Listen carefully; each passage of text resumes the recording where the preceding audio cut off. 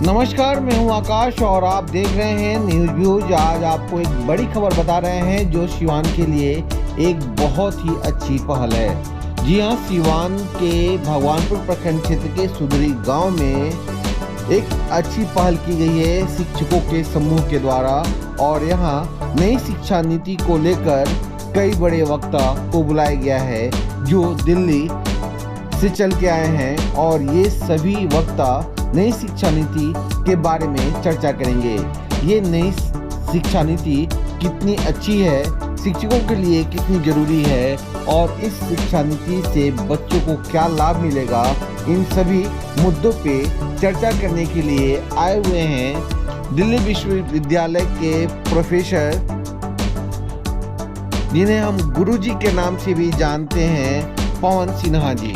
साथ ही साथ अन्य कई बड़े शिक्षाविद और एनसीईआरटी के अधिकारी भी इस कार्यक्रम में सम्मिलित हो रहे हैं और इस पूरे कार्यक्रम को सफल बनाने में महत्वपूर्ण योगदान निभाया है डॉक्टर सुमन कुमार ने, जो स्थानीय शिक्षक हैं और इस तरह की बड़ी पहल वो हमेशा करते रहते हैं। आइए बताते हैं पूरी खबर।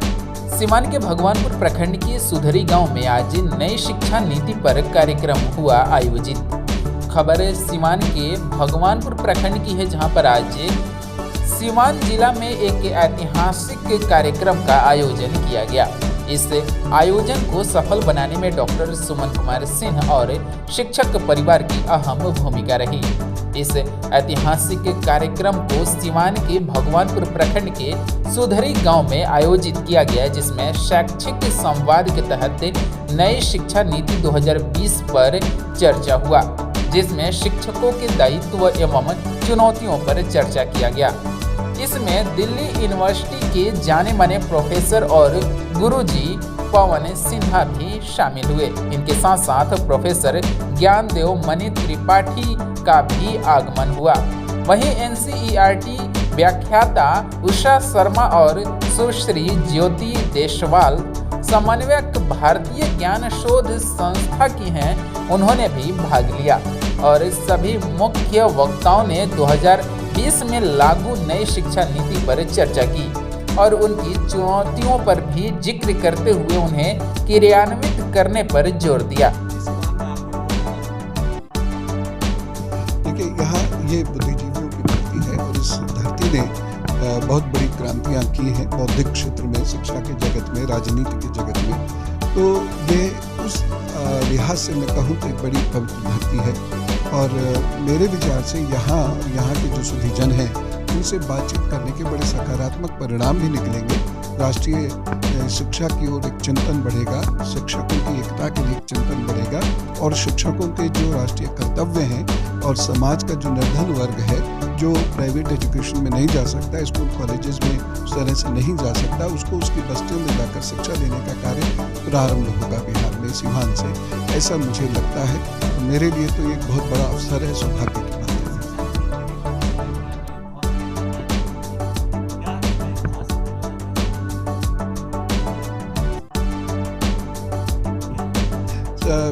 जो शिक्षा नीति है इस वक्त, राष्ट्रीय शिक्षा नीति, ये बहुत अच्छी शिक्षा नीति है, लेकिन इसमें सभी शिक्षकों को सचेत होना होगा।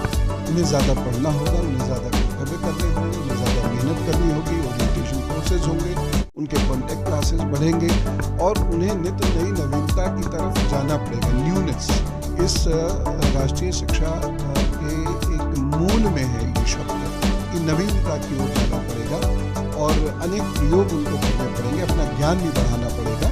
तो वह तैयार हो जाए इन सब चीज़ों के लिए, क्योंकि जब 2025 से इसका आकलन प्रारंभ होगा तो ऐसे सभी शिक्षकगण जिन्होंने बहुत मेहनत की है और अपने विषय में पारंगत हुए हैं, जिन्होंने जो ओरिएंट हुए हैं, नई चीज़ें सीख रहे हैं, नए प्रयोग कर रहे हैं बालकों के साथ शिक्षण क्षेत्र में, पेडागोजी में, उन लोगों को इसका बहुत विशेष लाभ मिलेगा।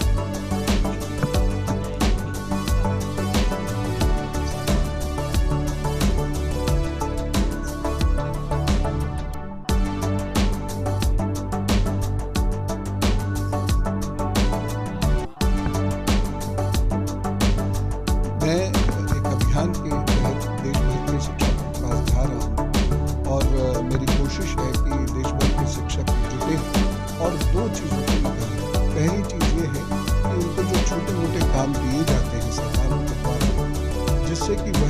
प्रोसेस से दूर हो जाते हैं। ऐसे कामों में उनकी भागीदारी तुरंत से बंद की जाए। जैसे कभी टीका लगा रहे हैं और उनके साथ ऐसा व्यवहार वहाँ पर होता है जो शिक्षक के साथ नहीं होना चाहिए। राष्ट्रीय शिक्षा नीति गुरु के जो सौख्य है उसको लौटाने की बात कर रही है, लेकिन जब वही गुरु एक बास्केट लेकर और इंजेक्शन लेकर या ड्रॉप्स लेकर सड़कों पे घूमता है या जनसंख्या का रजिस्टर लेकर घर घर की घंटी हो जाता है, तो उससे उसकी गरिमा वापस नहीं होने वाली है। तो ये तुरंत से कार्य बंद किए जाने चाहिए। सरकार के पास बहुत बड़ी मशीनरी होती है जहां वो इस प्रकार के अन्य बहुत सारे लोगों को हायर कर सकते हैं कॉन्ट्रैक्चुअल बेसिस पर, लेकिन शिक्षक का कार्य है शिक्षा बांटना, बच्चों के साथ बैठना। दूसरी चीज़ ये है कि भारत में एजुकेशन सर्विसेज शुरू की जाए। PSC के अंतर्गत भी शुरू की जा सकती है, UPSC के अंतर्गत भी शुरू की जा सकती है, और केवल शिक्षक ही जिसको 10 वर्ष कम से कम शिक्षक के रूप में हो चुके हैं, केवल वही लोग शिक्षा का प्रशासन देखें, तभी वो शिक्षक और शिक्षा को समझ पाएंगे। बाहर से ब्यूरोक्रेसी लाद दी जाएगी तो वो शिक्षा को भी नहीं समझ सकते, शिक्षक को भी नहीं समझ सकते। एक उनके अंदर फ्यूडलिस्टिक व्यवहार आता है, इससे शिक्षक की गरिमा भी नहीं लौटेगी। शिक्षक हाथ जोड़ कर खड़े होने को मजबूर हो जाता है। खास तौर से जब शिक्षक रिटायर होता है और अपने ही विभाग में अपनी पेंशन के लिए चक्कर लगाना शुरू करता है 40 या 30 वर्ष की सेवाएं देने के उपरांत, तब उस बुजुर्ग को देखकर इतना दिल रोता है, इतना दुख होता है जिसकी हद नहीं। इसलिए इन सब अफसरशाहियों से शिक्षा और शिक्षक को दोनों को मुक्त कराना बेहद आवश्यक है।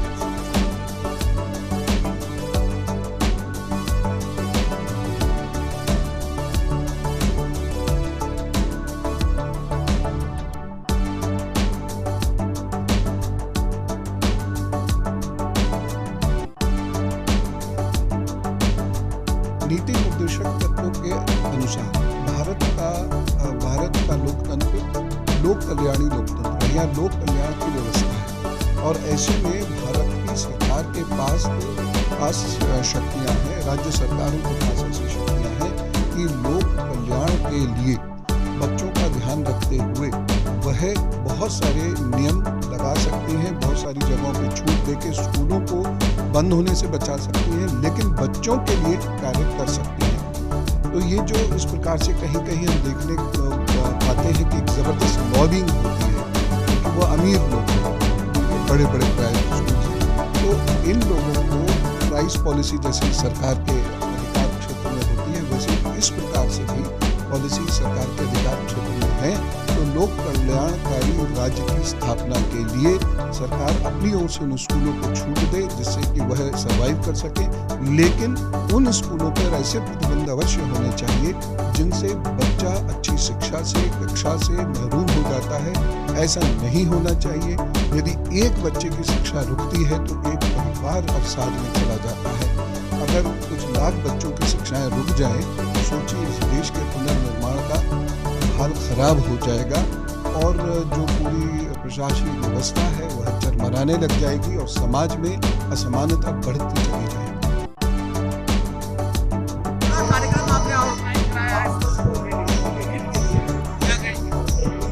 और दरअसल कोविड का जिस तरह का दौर चल रहा है, हर तरफ एक तरह का सन्नाटा पसरा हुआ है, लेकिन चूंकि चुनौतियां आती हैं लेकिन दुनिया रुकती नहीं है। और जहां तक भारत की बात है, भारत ने इस तरह के कई मसलों को झेला है और कभी रुका नहीं है।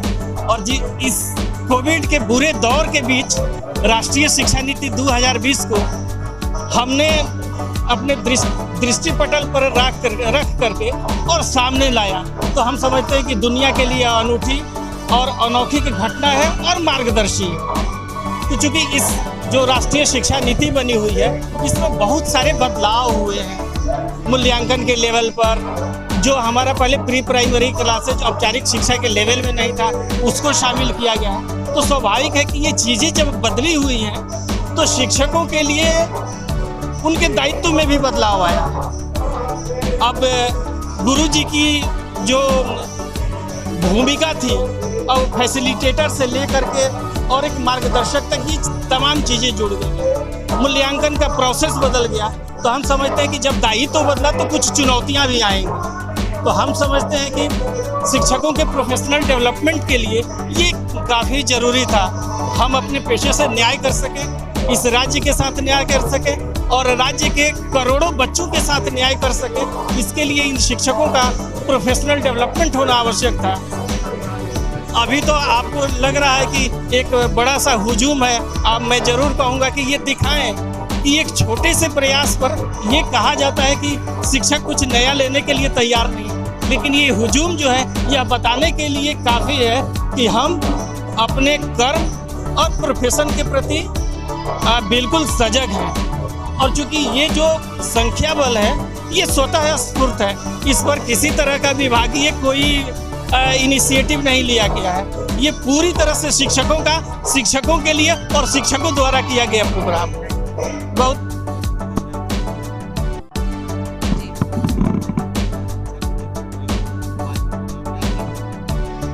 जो आज की चर्चा का विषय है वो मुख्य रूप से शिक्षक के दायित्व और चुनौतियों के बारे में है। तो हम ये जानते हैं कि राष्ट्रीय शिक्षा नीति 2020 शिक्षकों के लिए बहुत सारी संभावनाओं को लेकर आई है। बस हमारा काम जो बचता है वो ये है कि उन संभावनाओं को जमीनी स्तर पर हमें क्रियान्वित करना है। राष्ट्रीय शिक्षा नीति 2020 की सबसे खूबसूरत और सबसे अलहदा बात यह है कि वो बच्चों की साक्षरता पर बहुत ज़्यादा ध्यान दे रही है। बच्चे पढ़ना लिखना कैसे सीखेंगे, न्यूमरेसी कैसे सीखेंगे, और जो अर्ली चाइल्डहुड केयर एजुकेशन का पूरा मामला है, यानी कि पूर्व प्राथमिक शिक्षक का जो पूरा दायरा है उसकी भी संभावनाएं वो लेकर आती है। और हम ये जानते हैं कि बच्चे जब 8 साल तक की उम्र के होते हैं उनका ब्रेन डेवलपमेंट सबसे ज़्यादा होता है। तो उस उम्र के बच्चों के लिए हम क्या कर सकते हैं, किस तरह की गतिविधियों का आयोजन किया जाए और उनके शिक्षकों की स्वयं की तैयारी कैसे हो, तो इन सब मुद्दों पर आज हमारी चर्चा होने वाली है।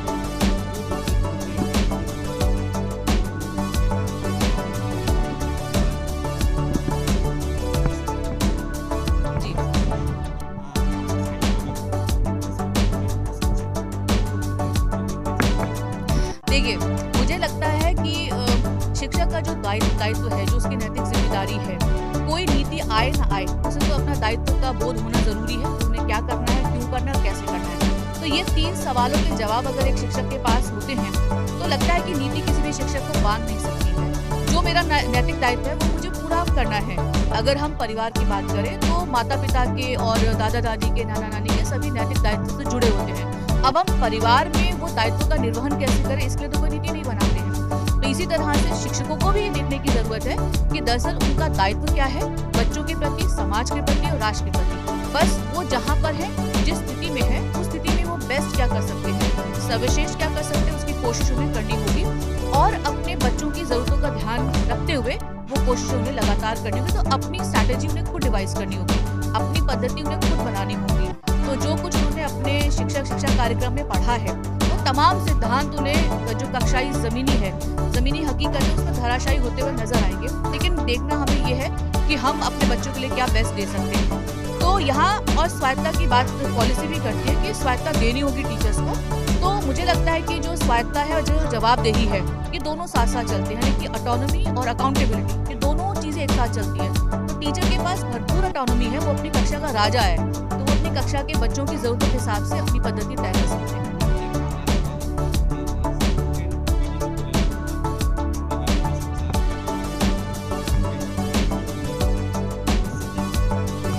इससे फ़ायदा ये है कि शिक्षकों को और अधिक काम करने के लिए अवसर मिलेंगे, स्वतंत्रता मिलेगी, और वो जो कुछ करना चाहते हैं, यानी कि पॉलिसी में जो बातें कही गई हैं उनको अच्छे तरीके से इसलिए भी कर पाएंगे क्योंकि एक तरह की पॉलिटिकल विल साथ में है।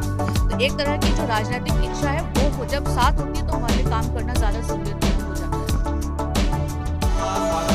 धन्यवाद।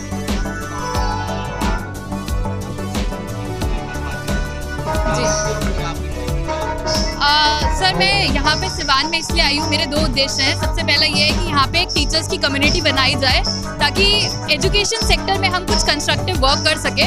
और दूसरा मेरा उद्देश्य है कि ऋषिकुल शाला हमारा एक प्रोजेक्ट है जिसमें हम मार्जिनलाइज जो बच्चे हैं उनके लिए हम लोग काम करते हैं, क्योंकि 15,000 करोड़ बच्चे ऐसे हैं जो भी स्कूल से बाहर हैं। तो उन तक हमें पहुंचना होगा, क्योंकि हम हर चीज़ के लिए सरकार के डिपेंड नहीं हो सकते हैं। हमें सिटीजन इनिशिएटिव लेके आगे बढ़ना होगा, देश को रिबिल्ड करना होगा। तो मेरे ये 2 उद्देश्य हैं कि यहाँ से एक तो टीचर्स की कम्युनिटी बनाई जाए और जो हमारा ऋषिकुल शाला प्रोजेक्ट है उसके भी यहाँ पे सेंटर शुरू करे जाए। जी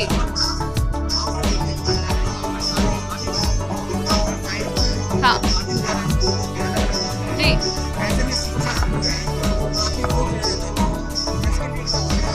सबसे पहले जैसे हमने कहा, देश को सशक्त करने के लिए हमें बच्चों को सशक्त करना होगा, इसलिए हम रीबिल्ड कर रहे हैं। उससे पहले हमें शिक्षकों को भी सशक्त करना होगा।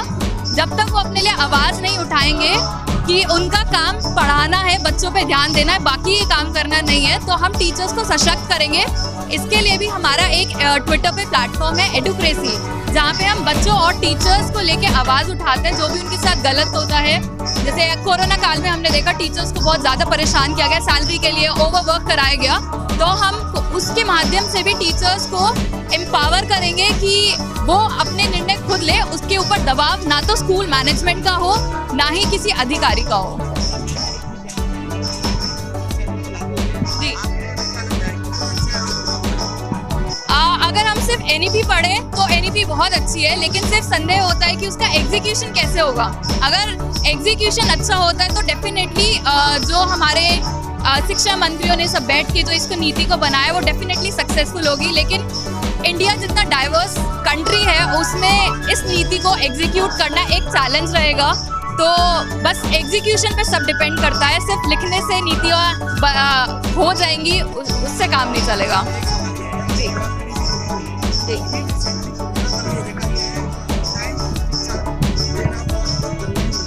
जी।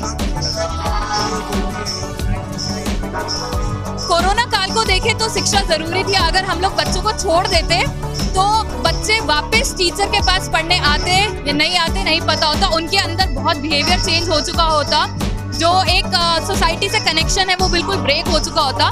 लेकिन अगर जैसी ही चीज़ें हमारी नॉर्मल होती हैं तो मेरे हिसाब से हैंड इन हैंड तो चल सकती है वो, लेकिन टेक्नोलॉजी पे हम लोग टोटली डिपेंडेंट रहे वो नहीं होना चाहिए, क्योंकि जैसे ही टीचर और उनके दोस्तों का साथ छूटा बच्चे की डेवलपमेंट वहीं रुक जाएगी।